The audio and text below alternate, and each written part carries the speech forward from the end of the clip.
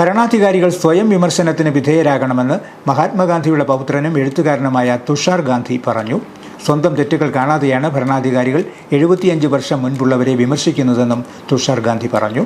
Aruvithura saint George കോളേജിൽ English PG ഡിപ്പാർട്ട്മെന്റും IQACയും ചേർന്ന് സംഘടിപ്പിച്ച സെമിനാറിൽ സർദാർ പട്ടേലും ഗാന്ധിയൻ സമരങ്ങളും എന്ന വിഷയത്തെക്കുറിച്ച് സംസാരിക്കുകയായിരുന്നു Tushar Gandhi. Who keeps blaming the government 75 years ago for everything that goes wrong with India today.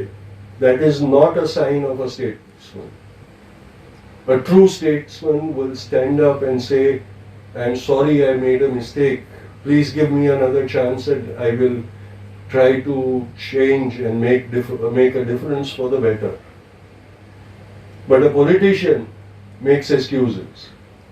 That is the difference between leaders like Sardar Patel, Pandit Nehru and all the other leaders who gave us our constitution, who strengthened our democracy and ensured that for 75 years this nation would never face a threat. Even when Indira Gandhi tried to suspend the constitution, we had people and leaders who had the moral conviction to say, no, we will not accept it.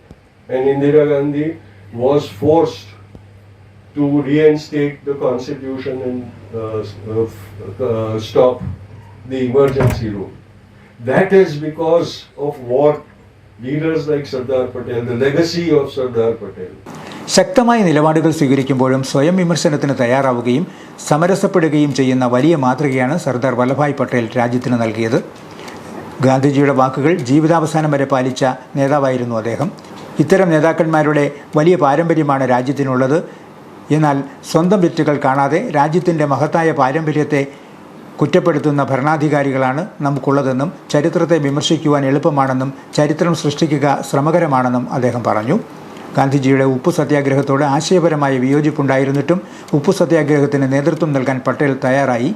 പിന്നീട് രാജ്യത്തിൻ്റെ സ്വാതന്ത്ര്യ സമരത്തിൽ ഉപ്പു സത്യാഗ്രഹം നിർണായക വഴിത്തിരിവായി മാറിയെന്നും തുഷാർ ഗാന്ധി ഓർമ്മിപ്പിച്ചു. വിദ്യാർത്ഥികളുടെ ചോദ്യങ്ങൾക്ക് അദ്ദേഹം മറുപടി നൽകി. College manager father Sebastian Vettukallel അധ്യക്ഷനായിരുന്നു.